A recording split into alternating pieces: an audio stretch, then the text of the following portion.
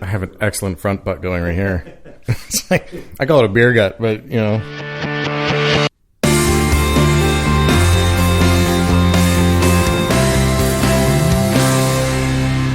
Hey everybody, welcome back to another excellent episode of The Squad Room. I'm your host, Garrett Tislaw. I am a active duty police sergeant for a sheriff's department in Southern California. I have just a shade over 10 years of experience, and the purpose of The Squad Room, if this is your first time listening to us, is to deconstruct and dive into all the ways that we can make ourselves better. And I mean better in all of the senses of physical fitness and mental toughness and nutrition and stress evaluation or stress management. And I highly encourage anyone who's just new to the show to go back and listen to the first dozen episodes that precede this, and you'll get a sense of what I'm talking about. Episode 1 lays out what I'm doing. And there's 3 components to this podcast. One is documenting and journaling my journey from hitting that rock bottom of physical fitness and trying to get healthier, and struggling with that through night shifts and rotations and shift changes and assignment changes and all those other things that we come up with. The second part of it is interviewing active or retired police officers who have succeeded in a fitness lifestyle and in all of the ways that we can be fit, not just physical fitness. And then the third way is interviewing subject matter experts who aren't law enforcement, but are certainly law enforcement friendly, who have a lot to add to the conversation. And today's guest is one of those. And we'll get to him in a second. But first, I need to go through a couple of housekeeping issues. First of all, I want to thank, I don't give them enough credit up front, and I need to be better about that, because I need to thank the guys over at CrossFit Pacific Coast and Gravitas Performance Labs. You know Traver well if you've been listening to this, but also Eric Malzone, who is a co-owner there along with Traver. Those guys are taking good care of me and have been for several years, and they are very much a sponsor of this podcast. And if you ever want to know more about them or what they do, you just go to CrossFitPacificCoast.com and check them out. They do offer online coaching and support and that sort of stuff. I think I just swallowed a bug. Anyway, but yeah, thanks to them. Also want to thank again Jeff Dees and Fresh Tracks Designs for coming up with that awesome logo we've got. I'm super proud of that.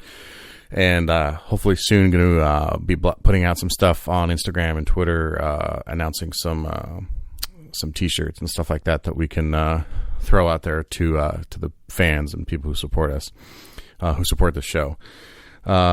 Speaking of Twitter and Instagram, if you want to follow us, it's at The Squad Room for both of those social media outlets. Please follow us there. I don't just promote the show. I put out stuff from other sources that I think is relevant to the conversation that we're trying to have here. And there's a lot of good stuff out there. Also, if you have any questions, comments, concerns, anything like that, you feel free to email me at squadroompodcast@gmail.com.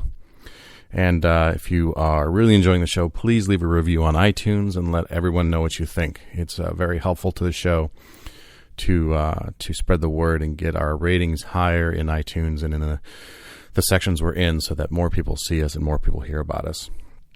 All right, so to today's episode. Today's guest is Steve Politis.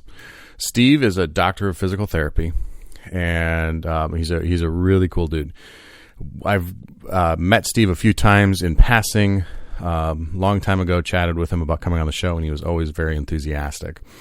He's got the physical therapy mindset of the PTs that I try to go out and find, and since you don't see him or anything like that, or if you're wondering what I mean by that, for the CrossFitters out there and people who know Kelly Starrett, he's very much in that vein, and he thinks of the body as a whole system, and it's he really does a lot of stuff with his patients that's above and beyond just what some of the old school physical therapists do. Like I talked on one episode about going to a PT, and their solution for everything was just to lift weights and stretch. Well, Steve is someone who goes deep into massage, but also biomechanics, and we go way into the weeds in this episode on a couple different topics. but it was super fascinating to me, and I think it's very valuable to anybody else. So stick with it if we go into something that is a little beyond what you think you care about, because we're going to tell you, I think you're going to get some good knowledge out of this of why the whole body system is need to look at the whole body as a system, and why, for example, things that are going on in your ankles might be affecting your neck, and why you might have neck pain as a result. This episode is chock full of good stuff. We talk about Steve's opinions on CrossFit. Lots of PTs hate it, or conversely, they love it because it keeps them in business, but they hate it because they think it's dangerous. They think it's unnecessary and unsafe. Steve has a good answer for that. We talk about the biomechanic issues of being a police officer, and we define those, but we go through kind of the standard stuff that you might see and how to maybe prevent some of those things from becoming real problems. We get into the whole pose running debate, pose versus heel striking running, the importance of your anterior chain, or as he calls it, your front butt, and you heard that in the intro. But we talked with Dr. Goodman in episode 8 about the posterior chain, but he has a good point about the emphasis on the front of the body in the anterior chain, and why we need mobility versus stability. We can't have one or the other. Kelly Starrett, again, famous for the mobility WOD. Steve here brings up a very fair point about the need for also stability. We talk a lot about stuff like just kind of common questions you would want to ask if you have time with a doctor, like a lot of people saying now you shouldn't be icing. He jumps into that. We talk about that. We talk about how the vest and the belt will affect your mobility and the likelihood of injury that might be caused from that. We talk about something that I experienced with nerve pain and nerve damage in the hips, and what to do about that. The importance of ankle flexibility and what your boots might be doing, or why you need to consider the boots or orthotics. Stretching routines for pre or post working out, pre or post going on duty, and what kind of preventative measures you can take. There's a lot more too, and I'm going to cut short on the explanation of everything we go to so we can get to the show, because there's a lot of great stuff. So Steve will introduce himself. He will go through his resume, which is pretty impressive. Don't know many people who finish a doctoral program, a doctorate of physical therapy, and then go do another 3+ years of postgraduate work after that in specialized areas. So great guy, super law enforcement friendly. And we're already talking about having him come back for another episode. So again, you listen to this episode, you got questions, shoot them to me in an email, squadronpodcast@gmail.com, and I will make sure that we get those answered when Steve comes back on the show next time. All right. Thanks for listening, and we'll check in with you after we talk to Steve.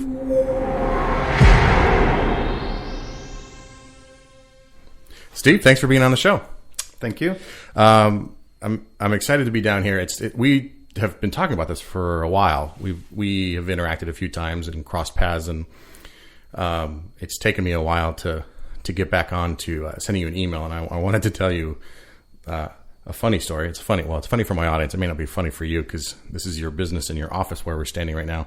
So what finally prompted me to trigger me to be like, oh yeah, I got to send you an email and schedule this. So we're in a high-speed pursuit coming out of Carpinteria, and with a drug dealer out of LA who's moving a good amount of weight, and he gets stopped. He takes off from the canine officer that stopped him, and he about 120 miles an hour up the highway. You might have heard about this. It was a couple weeks ago. Wow. And he takes the off-ramp right here down the street, which, not being a local, he doesn't realize is about a 90-degree turn in about 50 yards, right, coming off the highway. So you got to be ready for it, and you got to know it. Well, he didn't slow down for the turn because he didn't know it was about to make a hard right, and he took his brand new BMW 5 Series and sent it airborne like Dukes of Hazzard into the center median right there. Wow, down by the Starbucks, and took that thing out. Long story and all, but anyway, he ends up foot bailing. He runs right up. We figure actually he runs through your backyard here in the office, and ends up in one of your neighbors, one of the residences that surrounds your business. And he's hiding in a shed, and he had dumped a gun right there. But the reason that all of that made me remind me that I needed to email you is I got sent and stuck on perimeter right in front of your office. And I'm standing here for like an hour and a half. And I finally look up and think, oh, yeah, I got to email you. We found him. So, Right. Anyway, so thank you for being here. You are a doctor of physical therapy. So why don't I let you explain your background and what you're doing now so that people get a sense of what we're going to talk about.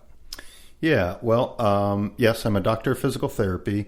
And then I was one of those that just could never stop being a student. And so after graduating from PT school, I continued on just the learning path. And, my career as a physical therapist feels like one of those where it's just lifelong learning. And the people that I've worked with that feel pretty complacent, I don't see them going anywhere if they're not taking classes and continually bettering themselves. So I continued on and just got 2 postgraduate fellowships. One of them is in applied functional science, and that was a program out of Michigan. And it was a year-long in-depth study in biomechanics and kind of understanding how the body is linked together. And then also understanding kind of the nature of the 3-dimensional world that we live in and how our bodies move 3-dimensionally within that world, and how to interact and use those principles to turn them into strategies and techniques for rehab and training and all of that. I also have a fellowship in something called Orthopedic Manual Physical Therapy. So that was a 2-year-long program, and that was something that was really focused on the differential diagnosis, which is where a patient comes into me and they just have a prescription that might say pain, eval and treat. And then it's up to me to kind of figure out, okay, what's going on here? And you differentiate the different tissues and try and zero in on what's the root cause of it. So the manual therapy also goes into a lot of the hands-on techniques that I use in terms of soft tissue mobilization, doing different massage types of techniques, and then also a lot of joint mobilization. And so understanding how the joints are supposed to move and what they're supposed to be doing, and when they're not doing their job, how do you get them moving again? But really using my hands. Mm-hmm. And then along the course of the number of years that I've been a physical therapist, I've continued just to take regular continuing education courses. I'm certified as a Kinesio taping practitioner, meaning there's some stuff out there called Kinesio tape that some people might be familiar with. You see it on athletes and Olympians and things like that. But there's me after I throw my back out. Sure, right, yeah. Exactly. Yes, there's a certification process to learn that taping technique, which I've done. And then I'm a strength and conditioning coach, which I've been for quite a long time. And you kind of touched on it, but just because I think this is probably going to come up a couple times, the definition. But can you explain what biomechanics is? Yeah, biomechanics refers to the way that the body moves. And so looking at stuff, say, from a mechanical engineer perspective, they kind of see a machine and see all the parts moving and how the parts interact together. We take that and we apply it to the human body. So that's the biomechanics, the bio being the biology, the body part, and then the mechanics of understanding, okay, when I go to take a step, what's happening at the foot and ankle joint, and how does that affect everything else up the line? And so understanding the biomechanics, I know that, okay, when we take a step with one foot, the subtalar joint down at the bottom of the body, the foot and ankle, that has to evert, but that starts a chain reaction of events that continue on up the body, and it will cause the knee to internally rotate a little bit, and then that will cause the hip to internally rotate a little bit. And all of those things are turning on certain muscles in the hips. And so the biomechanics refers to understanding that connection, the links from all the parts and how they relate to each other. We call it the kinetic chain because it's where generally a body part is connected to the ground or something solid. And then as the ground reaction forces have their effect, it generates a chain reaction through the entire body that we can kind of follow and look at and understand. Mm-hmm. Does that help? No, absolutely. And it just added 10 questions more to what I wanted to ask you about. But let's start with some basics. So I always say, or have said, that this is not a CrossFit podcast, but we talk about CrossFit a lot. Like I said, just given the popularity it is with law enforcement and that group in the military. I've spoken with chiropractors and PTs and MDs, and it seems to be split 50-50. And half of them say, I love CrossFit because it keeps me employed. And the others say, no, I love CrossFit because it's good for you. Where do you fall on that? I'm just curious. Well, yes, I too have found that it's sort of polarizing, and it seems like there's the two camps, and those that believe in it and will do it, and the other ones that think that it's awful for everybody. I'm certainly on the side that I enjoy CrossFit. I really like a lot of the exercise they do. I think there's a lot of benefits that have come from the introduction to CrossFit, getting a whole new generation of people a little bit more excited and enthused about exercising and taking care of themselves. And so I see a lot of benefit there with the community aspect of the structure of it, the kind of the class environment where people are there cheering each other on, they're clapping, they're giving them support as they're going through. I love all of those parts of CrossFit, and I think that's really one of the best things that it's done. I understand some of the worries on the other part, or the other school of thought, where there's a lot of potential for injury. And that's one of the things that, yes, as a physical therapist, it does keep me in business. So, it's partially a marketing strategy to align myself with the CrossFit community. But inherently with a class structure, you're always going to have some issues with not being able to individualize the instruction.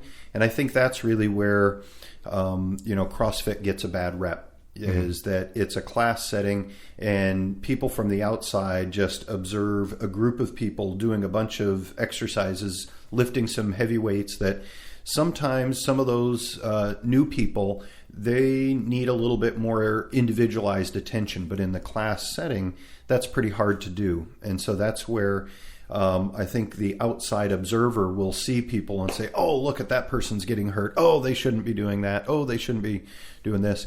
Well, there's some truth to that, sure, but at the same time, I think the fact that somebody that may not be an exerciser is now engaging in physical activity, there's a coach there that's trying to help them along, they're in a community of people that are supporting them. I think all of that is really positive. And yes, there's potential for injury in any sport or any activity you do. CrossFitters tend to be a little bit more active than the general population, and so they're a little bit more risk for injuries because they're pushing themselves a little bit further. So although I understand some of the worry with it, I tend to believe that there's a little bit more benefit to it than the risk. And I think it really does boil down to the quality of the coaches that are leading the class and being able to pick out, ooh, okay, that person, I need to go over and help them modify what they're doing. Nope, they shouldn't be using that much weight. Their form is wrong. Let's change it like this here. Instead of doing this overhead press, let me have you just press to your shoulders. Those kinds of things. And so the quality of the coach makes a big, big difference. I've noticed the one thing I would say too is the inability to compartmentalize the ego. That seems to trip some people up. That's definitely a toughie. I mean, there's the 45-year-old that looks over his shoulder and sees the 22-year-old throwing up all sorts of weight and crushing it. And, the 45-year-old is going to say, I remember that. I could do that at one time. I'm not going to let that whippersnapper beat me. Yeah. And then push themselves a little too far. So it was an interesting point, too, that you think the CrossFitters are by nature a little bit more active than many other types of the population. So there maybe is a correlation there, not a causation sometimes, too. Yeah, I think that's probably true. I will say, I mean, with a lot of the movements that we do in CrossFit, I do see some potential problems for just body parts that have issues. One other thing that I guess I do want to just mention, from my perspective as a physical therapist, and particularly with my fellowship in applied functional science, one of the ways that I look at the body and our movement is three-dimensional. And I kind of briefly mentioned that, but we move in three planes of motion. And so there's forward and back in the sagittal plane. We move side to side in the frontal plane, and we rotate in the transverse plane. Everything we do in life is some combination of those three planes of motion. One of the things that tends to get forgotten about is particularly the transverse plane, which is rotational movements. We're most known for the forward and back, and that's what people kind of recognize in our daily lives. They see it the most.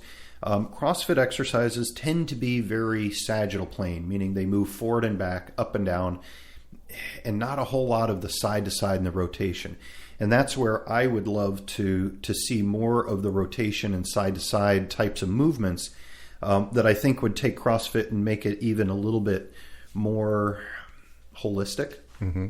What can you use some examples like V-ball, V-twists? That's an example, or something like wall balls are a very common CrossFit exercise where you have a medicine ball in front of you, you do a squat, and then you throw the medicine ball up to touch a certain point on the wall.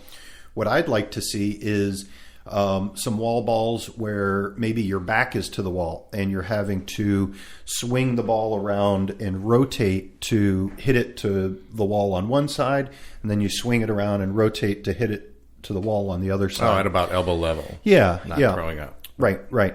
I would even love to add in some wall balls going to the side. So the side of your body is to the wall. You're still doing a squat. You're throwing the ball up, but you're throwing it over your head to the side to hit the wall and then come back down and catch it. When we look at things like athletic movements that generate a lot of power, racket and sports that are using a racket or a bat or things or a golf club where you're generating a lot of power. If you look at the movement, it's all with rotation. I mean, you think about a tennis player and they're going for a forehand. It's not happening with just the strength of the arm, but they're getting the entire body and the hips into rotating that racket around. You look at a baseball swing and it's all in the hips. It's not just the shoulders generating the power. The golf swing, same kind of thing. I mean, you ask any good golfer and they'll let you know that it's not generating power through the arms, but it's the rotation of the hips that you want. So rotation is really a key motion that helps our bodies generate a lot of power. And when you look at the structure of the muscles, particularly through the trunk and the pelvis, they're really designed for a lot of rotation. And so that's where I would love to add more rotational movements into the CrossFit kind of world. But I just kind of add in my own little things for myself, and anybody that asks me, I'll give them my 2 cents worth. No, I like that because, and I'll get to it in a little bit here with talking about the gun belt, but I mean, we get in and out of I think anybody you get in and out of a chair, you're rotating. Yep. That transverse, but getting in and out of a car well over a dozen times a day. Yes. Easily 2 dozen times a day. So, and that, especially out of a sedan versus like a SUV, but out of sedan, you're doing a real side rotate. And I know, well, the last time I threw my back out, I was sitting down in a car. I was just getting in the car, and I wasn't ready for how low the seat was from the person who was in it behind me. But I was twisted to the side when I did that and slammed my whole back just locked up. Yeah. So, okay, I'll add the side wall balls to my repertoire. I'll tell Traver, start putting them in. So, yeah, I'm blowing my own mind as you talk because I love talking about this stuff, and I think in a previous life or a future life, if I'm born smarter, the physical therapy fascinates me, and just the depth of knowledge of the body is something I'm jealous of. I mean, we talked about CrossFit and that being dangerous. What are some of the, like, from your clientele who are athletic? Mm-hmm. What is there a common type of workout or type of athlete that is the most injured? I mean, runners or powerlifters, or is it CrossFitters, or is it, I think I see, yes, what your question is there.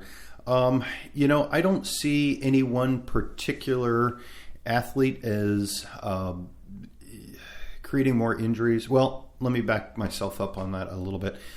Dancers.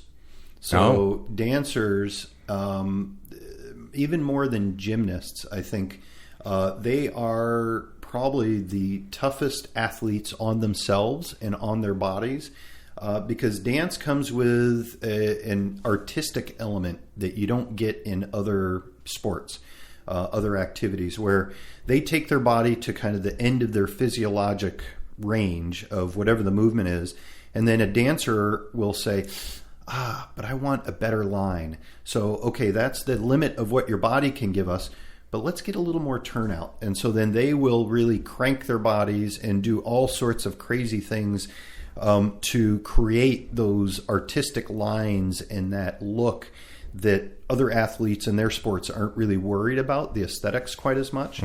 And from that, I have seen that dancers will create for themselves different types of injuries that you don't see in other sports. The other thing that I've learned is how intensely they train. For instance, ballet dancers, very common for them to be training 4 to 6, even more hours a day, 6 days a week. And that is just intense exercise. And then they'll do Pilates and running and all sorts of other stuff along with that. But they will be dancing and training that many hours out of a week. And you look at most other sports and that blows most other people away.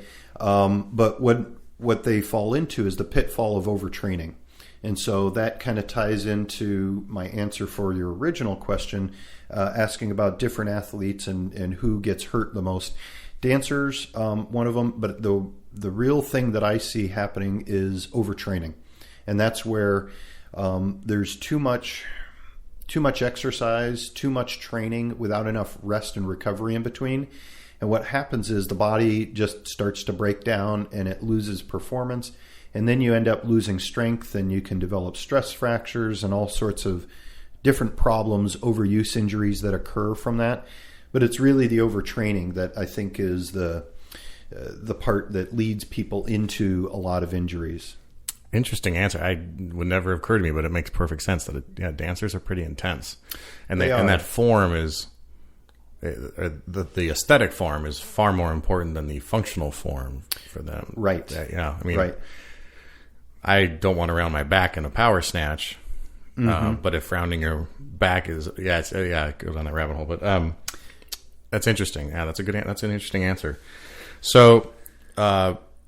I want to ask you a question about, again, biomechanics. Sure. And being a police officer. And I figured what I'll do is I'll walk you through everything I've got on in a typical day, and then I'm going to add a couple different scenarios and just kind of pick your brain a little bit. Sure. So, right. So I luckily I'm no longer in the wool pants, the 100% wool pants that didn't stretch. We used to have those, but so 8-inch boots, right? Okay. That go up 8 inches, quite heavy. Obviously the cargo pants, bulletproof vest, right? Which is, I think, about 4 pounds, maybe a little bit more, about 4 pounds. Uniform shirt, which, is tucked in. The vest itself actually too has an apron on it that gets tucked into the pants, so it stays kind of in place. Gun belt of just going around the side, gun, handcuffs, radio, baton, taser, OC spray, knife, 34 pounds last time I weighed it. Well, okay. And it's mine's a kind of a pleather, fake pleather. So it's not super flexible, but it's lighter than a real leather gun belt, but it's a little less flexible. And then, well, I say that's about it, but that's about it. And sometimes, usually, a second gun on my boot. Again, another, I don't know, couple pounds, but cinched down in a holster that gets wrapped around with Velcro wrapped around the boot. That's kind of my go-to day-to-day, what I'm wearing. I'm 10 years in, a little over 10 years. And most of that being on patrol. So, like I say, in and out of the cars, running, sitting for long periods of time. I mean, sitting is probably we don't like to tell people we sit a lot, but we sit. I mean, we sit either in a car or we sit when we're typing our reports, and reports are half of our job. So given those kind of parameters, what would you expect to see from your kind of standard officer. Does that make sense? Yeah. Well, one question that I've always had, and I really don't know, but this is a perfect opportunity for it, is ask away. It's always, I can't sign off on that ticket though. We No, talked about that, Steve. Can't get that taken care of.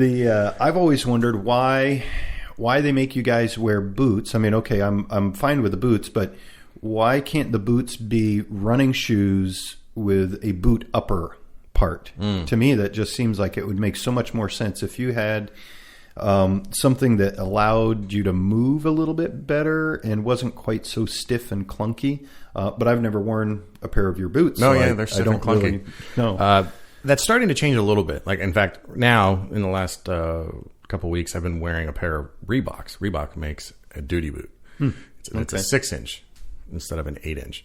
The challenge is mostly traditional, I think. Again, giving that command presence and that polished look that they typically have us strive for. A polished heel, like you see in the military, right?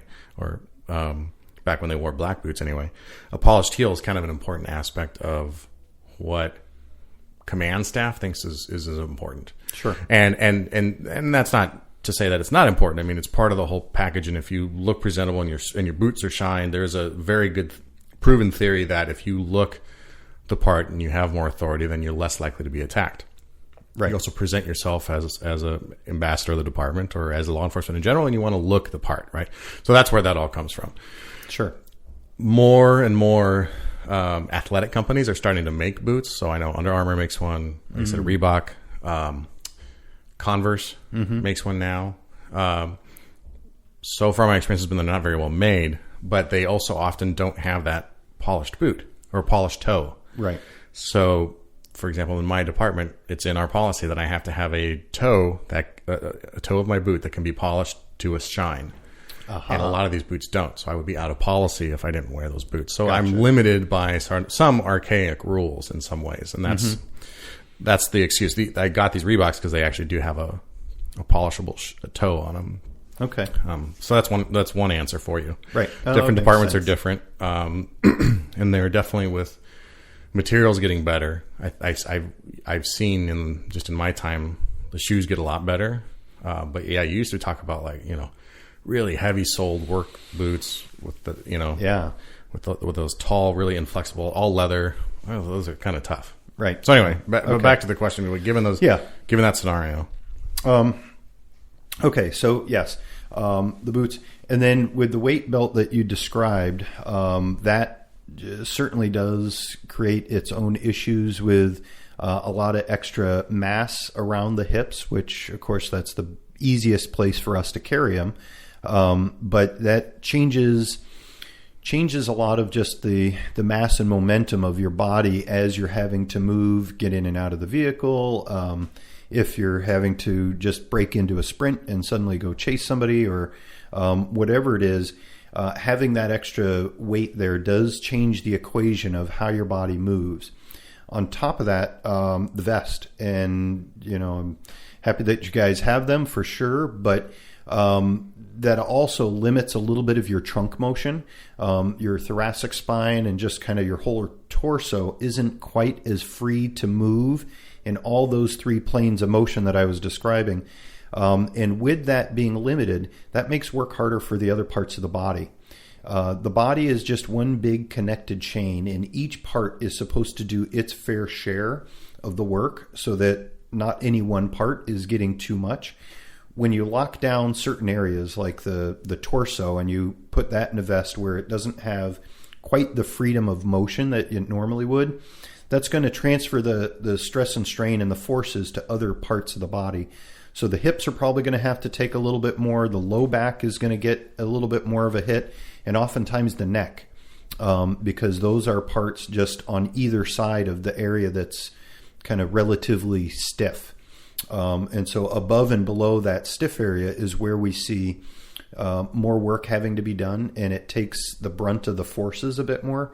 So necks, low backs, hips, those are the kinds of things that I would see having some issues just from simply the uniform. Well, that should sound familiar to pretty much anyone listening. That's where the vast majority of our injuries happen. Right. What about how tight that belt is? Because, to keep that thing from moving around, it has to get cinched down pretty tight. Is the tightness of the belt an issue at all, or is it just the weight? Potentially, yes. There's a obscure little condition that we call neuralgia paresthetica, and that refers to some numbness and tingling on kind of the front to lateral side of the thigh. And there's a specific nerve called the lateral femoral cutaneous nerve. And it's just a cutaneous nerve, meaning that it is just innervating the skin. It's not really responsible for turning on muscles or things like that. Mm-hmm. But that lateral femoral cutaneous nerve is responsible for the sensation on the front to lateral side of the thigh. So the term neuralgia paresthetica simply means where that nerve is getting entrapped. It's getting pinched somehow. And that's very common because of where it sort of comes out right about the hip bones at your waist, where it kind of comes out and feeds down into the leg is a spot that it can get pinched. Cinching down a tight belt is very common for that. So yes, weight belts, like a gear belt, like what you're describing, we see it with construction workers and their belts, mm-hmm. Or actually heavier set people that have a lot of extra tissue that's kind of hanging over can also cause that same kind of condition. But it's not one that will make it so you can't use your leg, but mm-hmm. it is certainly annoying, and it's kind of this buzzy, tingly numbness that can really drive you batty. I'm pretty sure I had that because after I hurt my back, around the same time, I would wake up in the middle of the night and my right thigh felt like it was on fire. Mm-hmm. And like that, or someone had stuck a fork in it and it hurt. Yeah. And that's exactly right. Where you're describing on the right side and the front side of the outside and the front side of the thigh.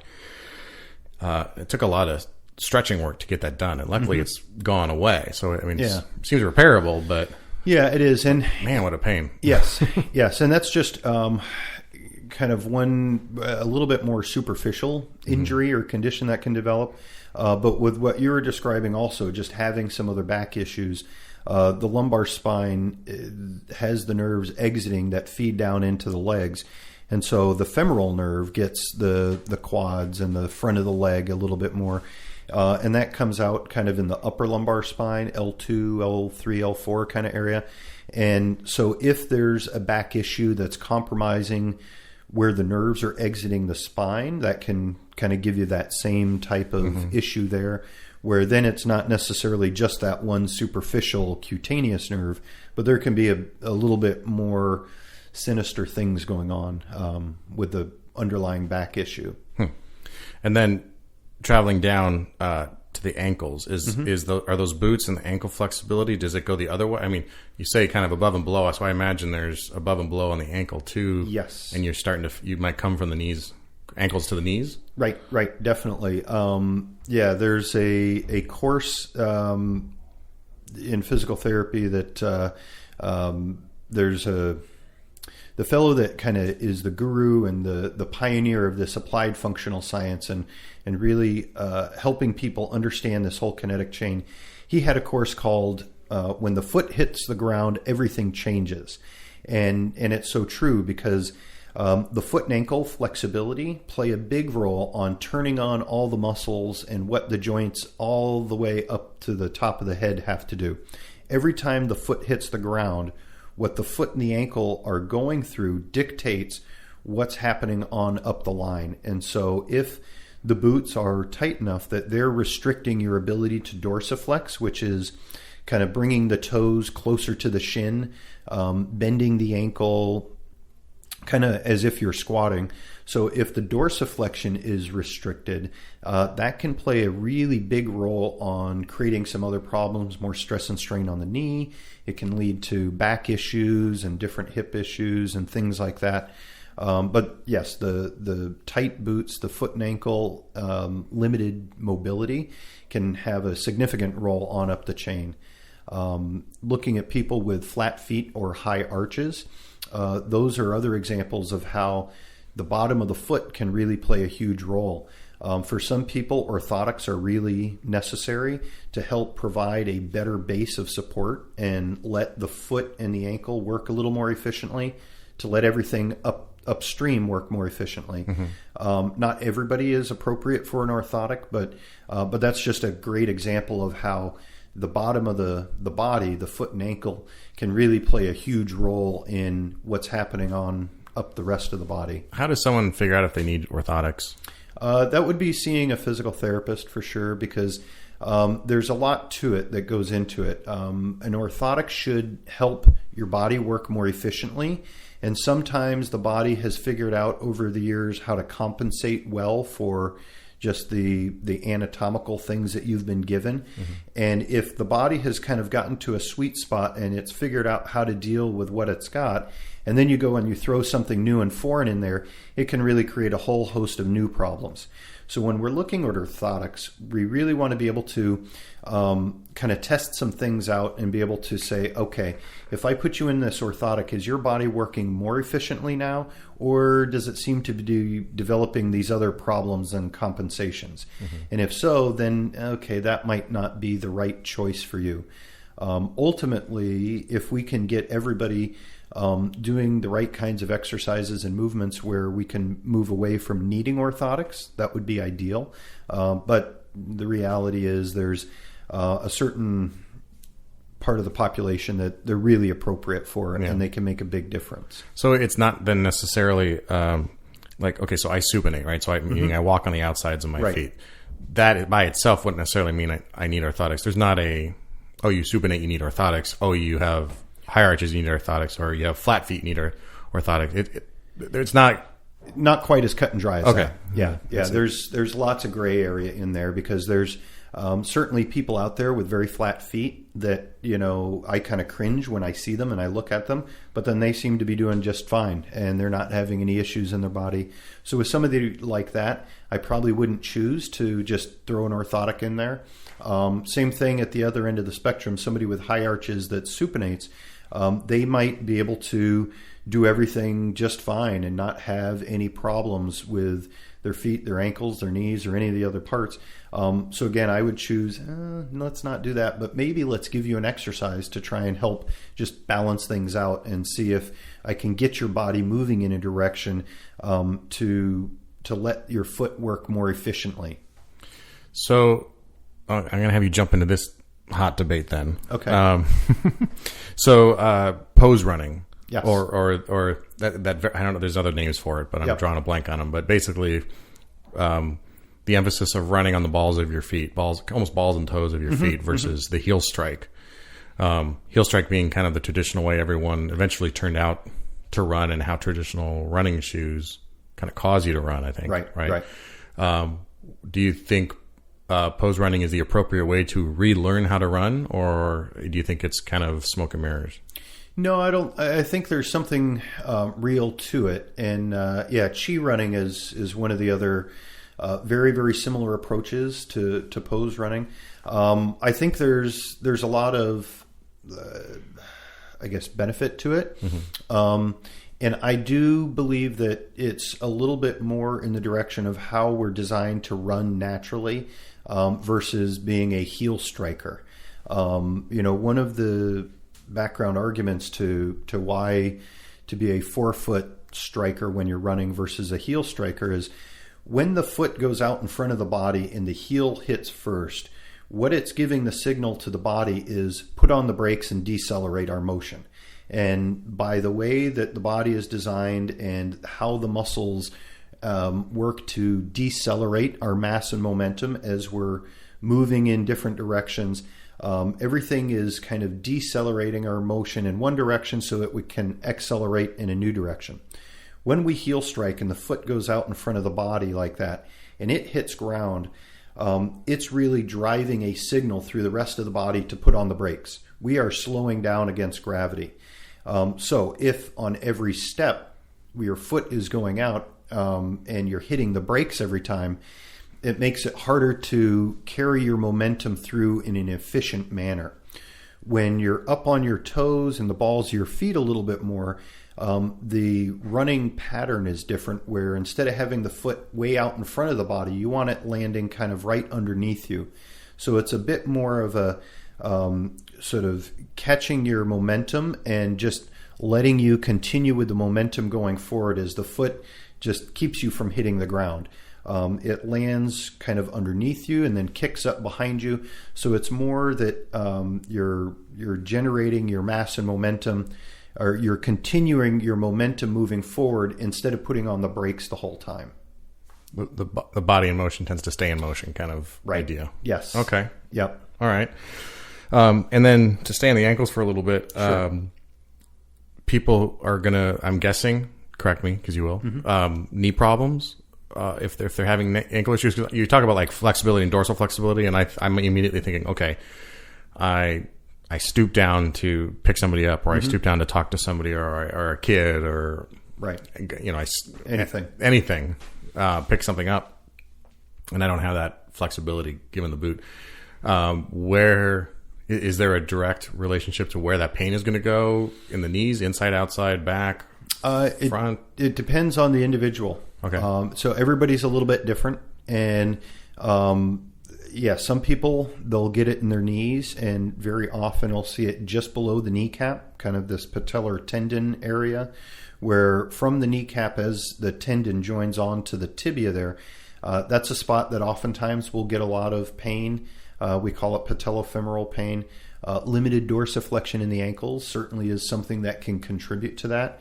And so if somebody is squatting down and their ankles don't have the flexibility to keep their feet flat, and so the heels come up, it does put your knees into just a little bit more flexion demand, and there's a little bit more joint compression going on at that patella sitting on the femur. And so that can create some issues there. But different people, different parts. And so somebody might have limited dorsiflexion in their ankles, and it skips the knees, but then it affects their hips or their low back or things like that. So it's not always a direct kind of relationship that you can say, okay, if you don't have dorsiflexion, you're going to have knee problems. For some people, it might end up as a hip problem. It might end up as a back problem. It might end up as a plantar fasciitis problem on the bottom of the foot. It's really individual, and that's, again, one of the things that I enjoy about my job is that every single person, even two people presenting with the same injury, they're totally different because the context of the person themselves is totally unique, and what their body has with its mobility and restrictions and things, strengths and weaknesses, is different than anybody else. So it's the fun part of the job is that there's lots of different possibilities, and you got to kind of search them out. So taking that same scenario of the officer I gave you, right, and the stuff that he's wearing, add to it that he's 40 pounds overweight. How does that change things, or does it? Oh, it does. Certainly lots more mass and momentum that we got to carry around, and our bodies are kind of designed for some ideal weights and how we move best and most efficiently. You get problems when you're underweight, you get problems when you're overweight. And so when you take a frame and you put a whole lot, 40 more pounds onto it, and then you add, 35, 40 pounds of gear, that's, 80 pounds of extra mass and momentum that you got to carry around and decelerate as you're changing directions and moving all day long. Lots more stress and strain for sure. Would that expedite things like problems in the vertebrae? Either slip discs or herniated discs, or drawing a blank on the other name or the other issue that's common, bulging and like kind of grinding down of that soft tissue between the discs? Yeah, potentially. Again, it's not so straightforward that you can say, okay, if somebody is 40 pounds overweight, then they're going to have a disc injury. It doesn't always correlate like that, but certainly there's potential for all sorts of problems to develop. And it's, again, kind of the individual and their individual anatomy, their history of injuries and experiences and all of those kinds of things get stored in the body and may set the stage for an injury down the road where, as a teenager, maybe somebody had a injury falling off their bike and hurt their back. Well, no big deal. But then 30 years later, there's some just little underlying scar tissue or something that was just never quite strengthened after that injury. Didn't bother them for their entire life until it reaches a threshold, and then 40 pounds of extra weight, 40 pounds of gear, all of a sudden that is enough extra force to bring everything up to the threshold line where that old injury that hadn't bothered you for the last 30 years, suddenly now that's kind of coming back to haunt you. And so there's all those individual history elements that kind of play into it, and why two people with the same things going on might have very different injuries or very different issues. So because half the whole point of this podcast is kind of,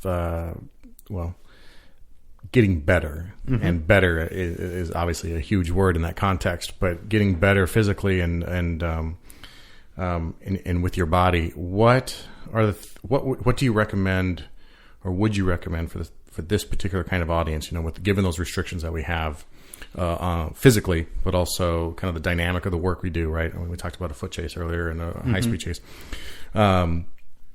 What are the preventative things that we can do to maybe lessen the chance of those things coming to light? I mean, is it just a stretching routine or yoga, or is it a intense physical exercise, or is it seeing a physical therapist preemptively? What would you say? Yes, to all of those. That's a busy day. Yeah, it is a busy day. But yes, all of those things that you were mentioning are potentially really helpful. I do think that there's certainly some stretching and some exercising that would be really helpful for everybody, but in particular police officers with the gear that you have to be wearing. But doing some, and we call it kind of the big rocks of the body, which are some key areas that if we can get those parts moving better, they tend to help the rest of the body operate even better. Foot and ankle is one. The hips, the thoracic spine or the torso, and the shoulder blades. So those kinds of areas, if we can do some specific stretches, exercises, and strengthening for those body parts, that will carry the rest of the body through quite a long ways in terms of just health and being active without injury and trying to be injury free. What do you have? Some favorite resources or places to point people to look for those things? In terms of something they could find on the internet, no, I don't have a specific website or anything that I would say, okay, if you go to this will fix you up or anything. Again, just to get ideas. It's more individual. I do think that, with the amount of sitting that you have to do in and out of the vehicles, and then, like you said, the reports, stretching out the hips, and in particular the hip flexors, are a huge part. There's a lot of different ways to do that. I particularly like doing it in 3 planes of motion, which is one of those things that kind of gets forgotten about. As I circle back around talking about this 3-dimensional world we live in and the 3 planes of motion that we move in, when we're going to stretch and strengthen our bodies, we want to make sure that we're covering all the bases. And so using this 3-dimensional approach really is very, very powerful. So with something like a hip flexor stretch that I give people for all sorts of things, making sure that you're going forward and back, you're doing a side-to-side component, and you're doing a rotation component. In a podcast, it's kind of hard to demonstrate that. Yeah. Well, we'll put some stuff up on the show notes probably too. Yeah. To help point people. But yeah, something along those lines of. But then the combination of the other things you mentioned, kind of like yoga and intense exercise and running, or I think the variety is really excellent, and particularly because of what you need to do for work duties is so unpredictable. And you have to be ready to do just about anything, whether it's, climbing a fence chasing somebody, or sitting in the car, or having, I was getting off the highway and I saw a couple of police officers pushing a vehicle the other day, helping somebody out. So you never know what you're going to have to do. The variety that you can program into your training will help prepare your body to have the ability to deal with the variety of stuff that you're doing in the real world. Which is probably, again, why CrossFit becomes so popular. Yeah.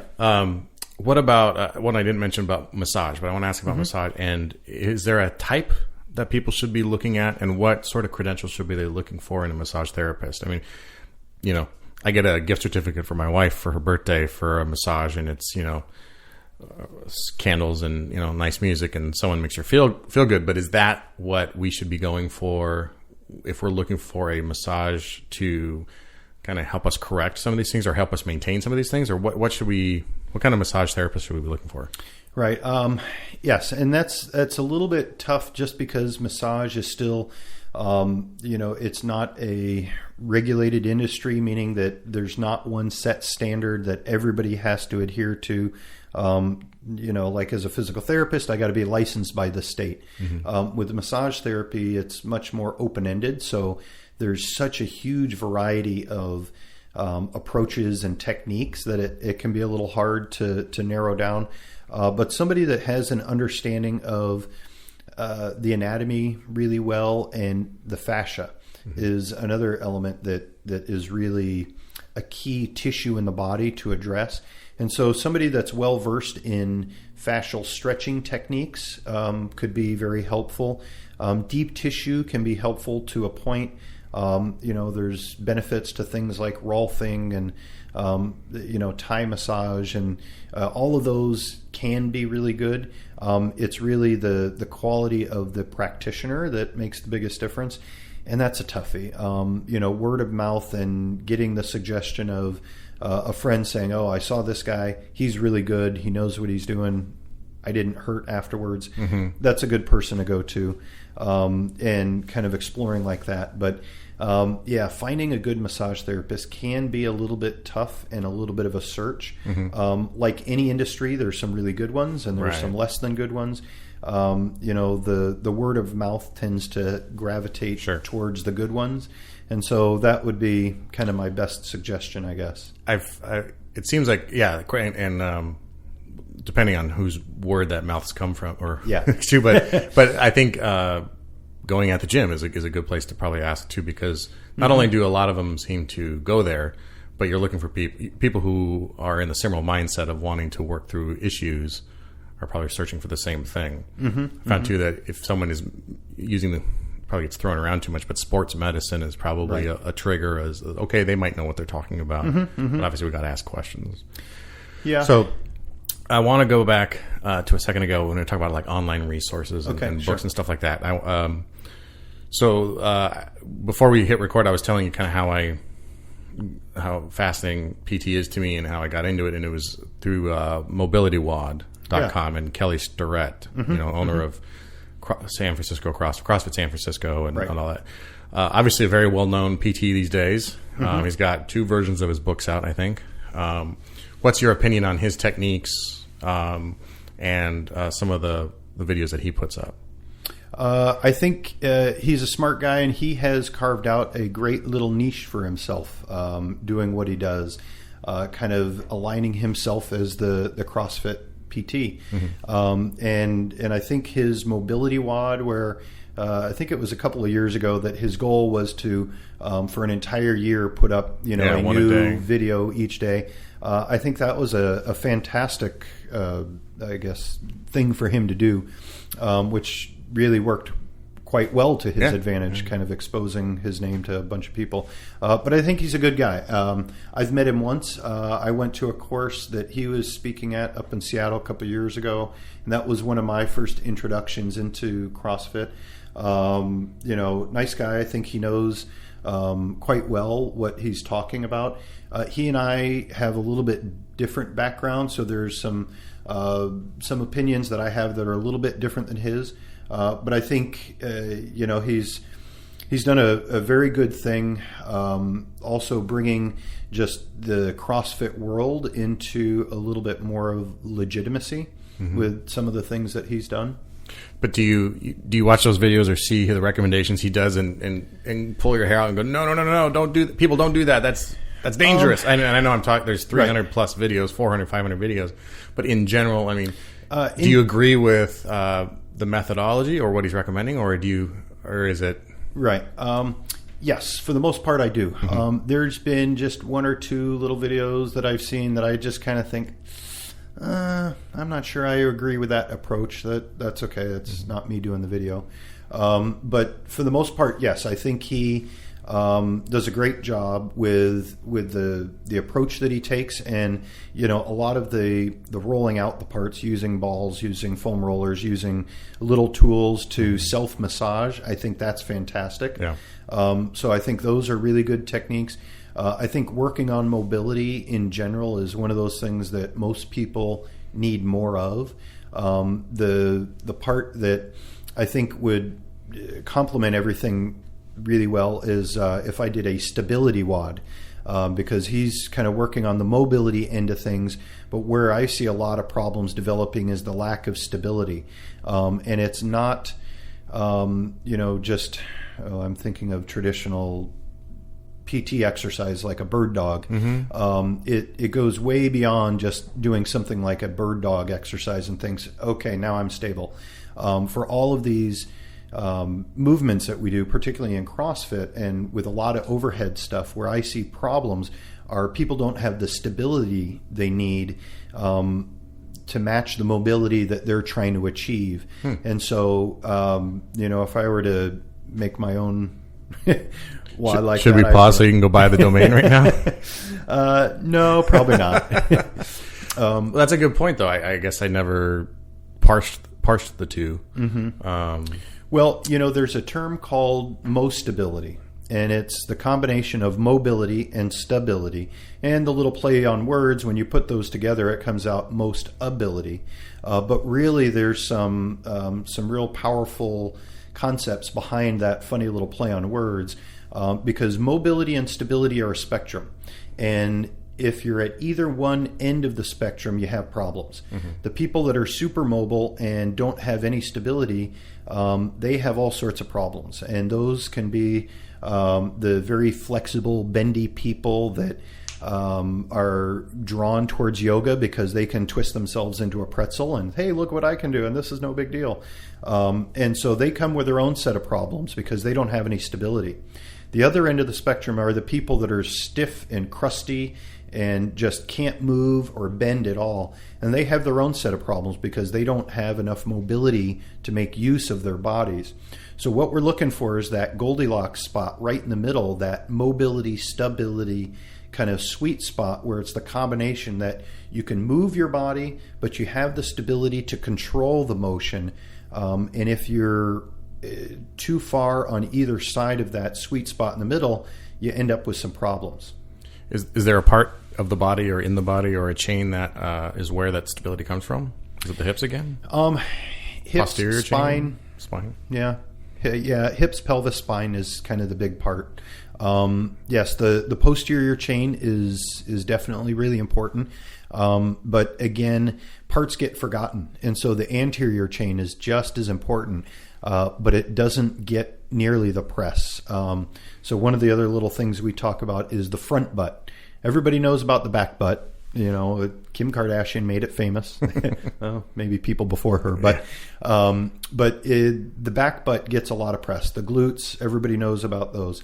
But then the less known front butt, because it's not as big and bulky, is the front side of the body. But the hip flexors, the groin, as those tie into the abdominals, the anterior chain there is just as important as the posterior chain, but it oftentimes gets overlooked, or it's oftentimes trained in ways that just kind of perpetuate its limitations.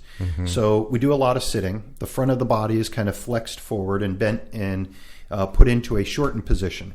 And then we say, okay, well, let's go train our abs. So let's lay down onto our backs, bend our knees up, so that, again, we're in a relative sitting position. And then we're going to ask ourselves to just shorten the abs, just shorten, kind of crunch, doing crunches or sit-ups. But everything is always in a shortened position. What we need to do is to lengthen the front of the body, lengthen all parts of the body, but to really open it up will help it work more efficiently. So that's where the front of the body, the front butt, the anterior chain, super important. Again, one of those things that gets overlooked. I have an excellent front butt going right here. It's like, I call it a beer gut, but same thing. No, I've never heard that actually brought up. So, like lengthening those abs. Yes, if we look at squat or sit-ups on a exercise ball, that kind of thing, where you bend backwards, that kind of thing, or a GHD machine. That can be a little bit better. But if we look at the way that our abs operate in the real world, they are connecting our pelvis to our trunk, so to the thorax, which is a big bony cage. Pelvis is a big bony cage.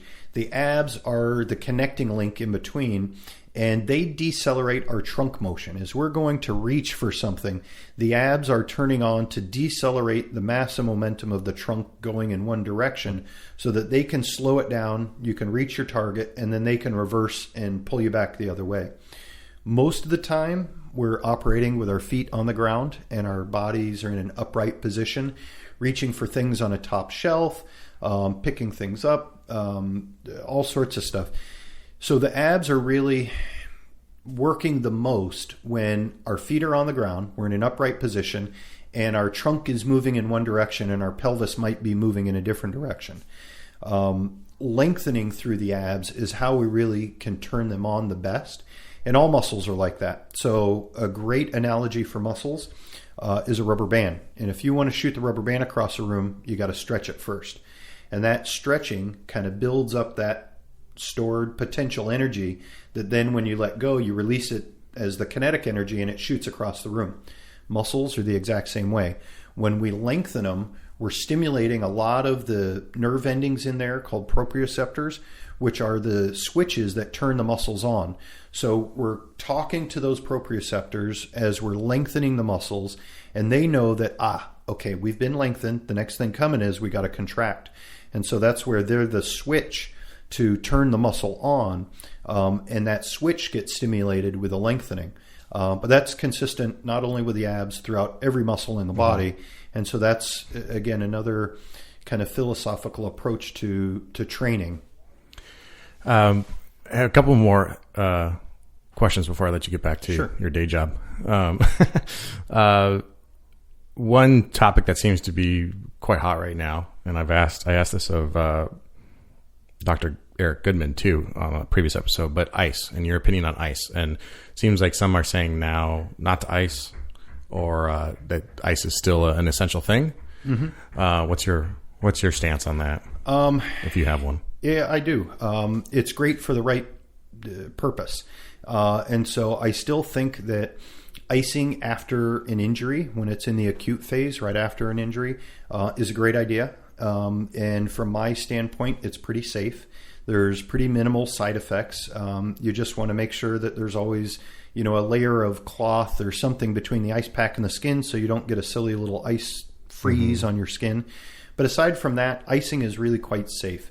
15, 20 minutes tops is all that you'll probably need. If it's a regular just ice cubes, things will be warming up and melting by that point. So, it's pretty done.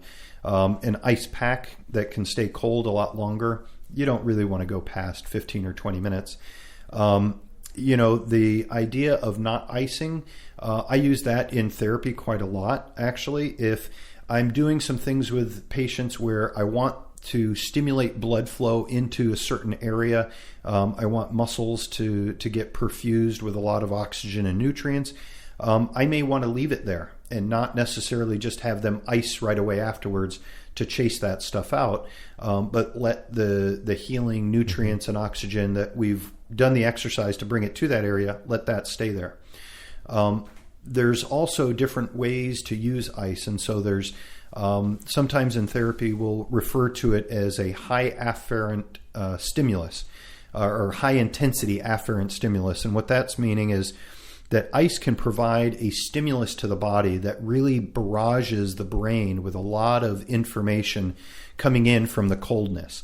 So the coldness on the skin is triggering a whole stimulation of the nervous system into the brain, saying, ooh, okay, something's really cold. And we can use that to help reduce pain a little bit.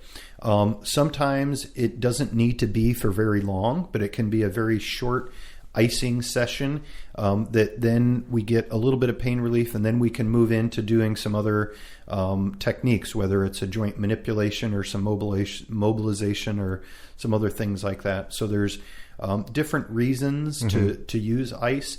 And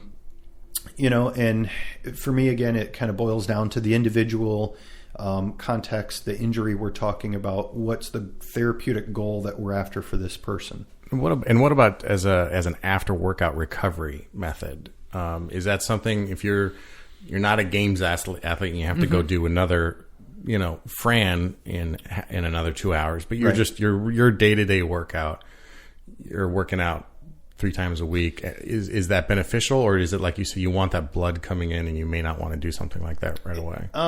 It's okay, but if you're just kind of an everyday recreational athlete looking for health and kind of vitality out of your exercises, then I don't think you really need to be icing afterwards. And if you feel like you have to, there might be something about the exercise that's stirring up some potential injuries that might be better to be modified or back off a little bit. You shouldn't have to ice down after any regular workout. If, like you said, you're a games athlete and you're really going to push your body hard for a certain purpose or a certain goal. Yeah, okay, I can see it being appropriate then, but not for the everyday person that's just looking to be healthy. Then I would say adjusting the workout might be in order. And soreness is always an issue for me, right? I mean, I get after it, I have a good workout, and then the next day or two later, usually it takes 24 hours or so for it to set in, and then I'm walking around like a geriatric.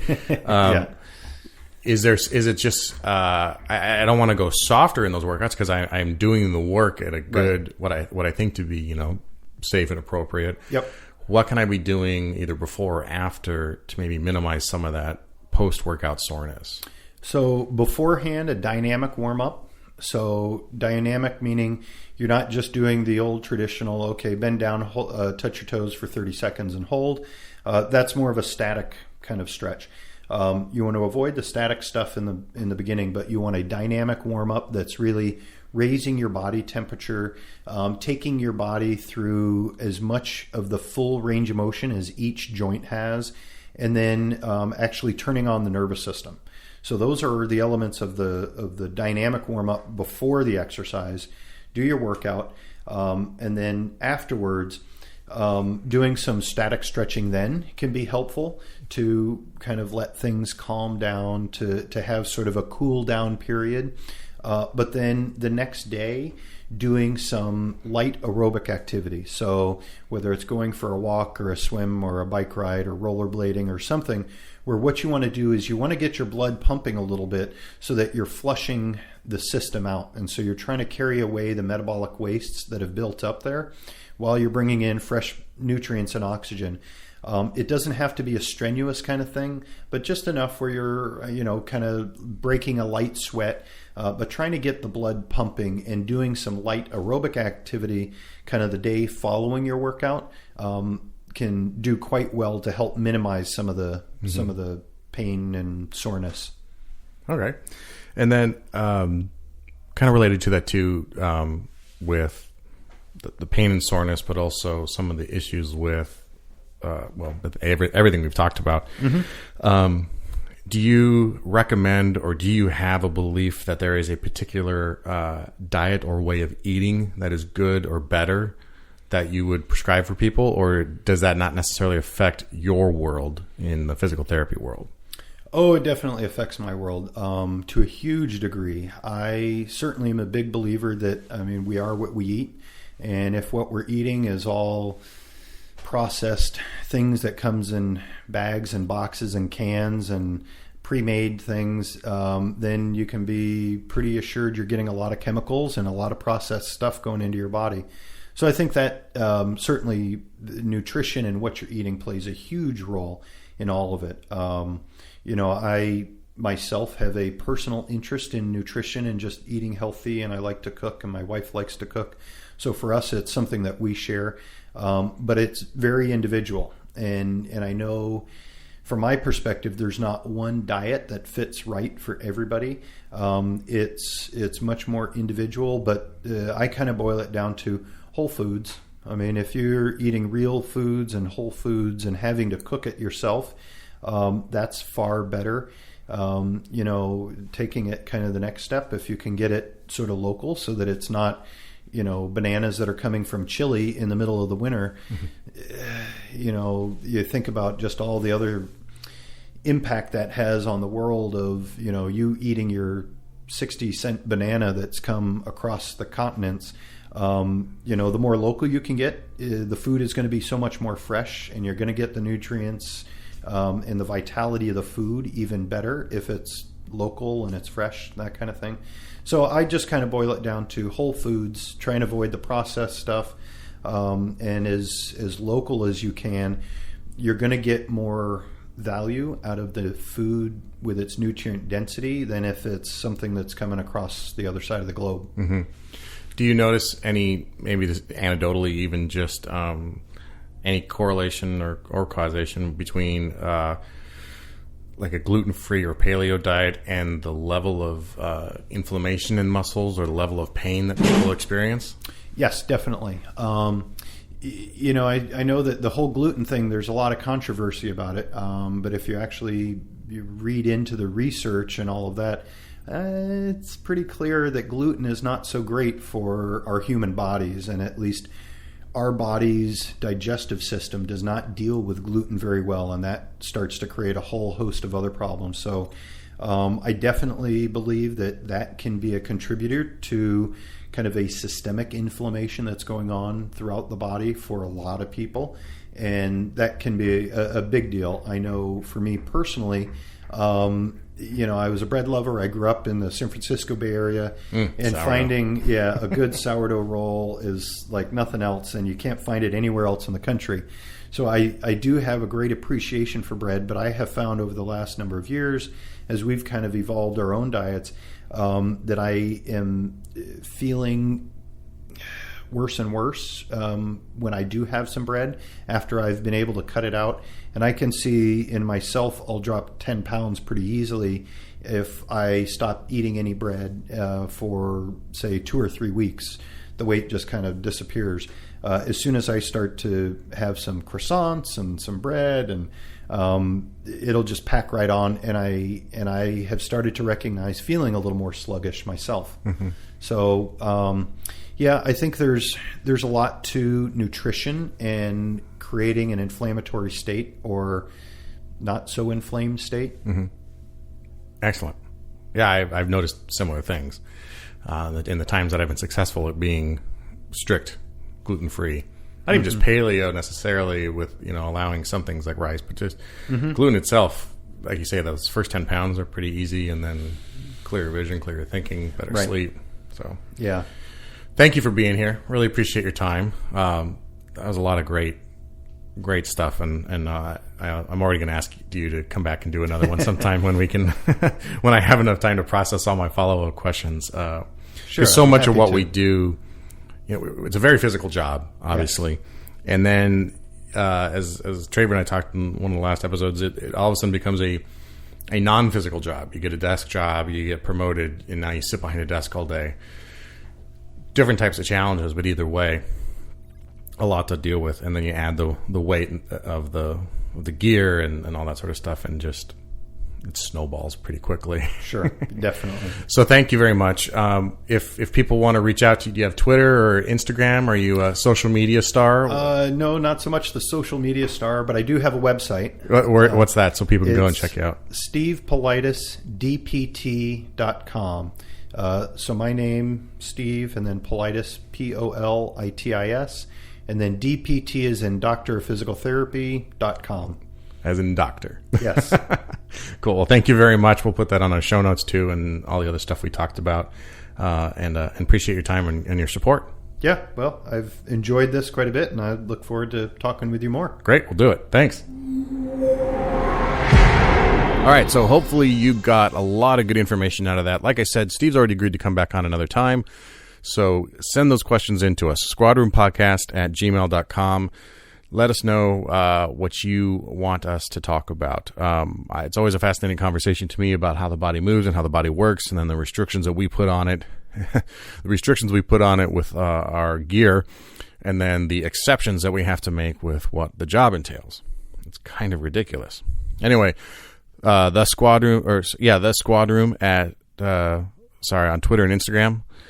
Give us a follow there. Review us on iTunes. Let us know what you think. We appreciate you listening to the show. I love getting emails, tweets, Instagram stuff from people who are getting value out of what we're doing. I will be perfectly honest and say that some days when I have a self-imposed deadline to get a show out, and it's throwing on the headphones and editing up an episode versus sitting on the couch, sometimes it's hard not to sit on the couch. But the things that really do get me going and get me fired up and get me excited to come and do these is hearing from people who are getting good information out of this, getting inspired, that sort of thing. Because the people who I'm fortunate enough to have inspired or informed in some way are giving me back 10, 20-fold in the fact that they get me excited about doing this whole project. Got a great tweet today from looks like Mike McHugh, who said he's deeply grateful to the Squadron for the show with Dr. Eric Goodman. That's episode 8. I've done just 2 days of basic routine, and wow, back pain is dramatically better. That's awesome. That just made my day getting that this morning when I opened Twitter. So please let us know if you're getting something out of this, and also who you think should be on the show. I've gotten a couple of great suggestions, and we're working on those, and we'll update those soon. All right, everybody, take care, stay safe, be good to each other.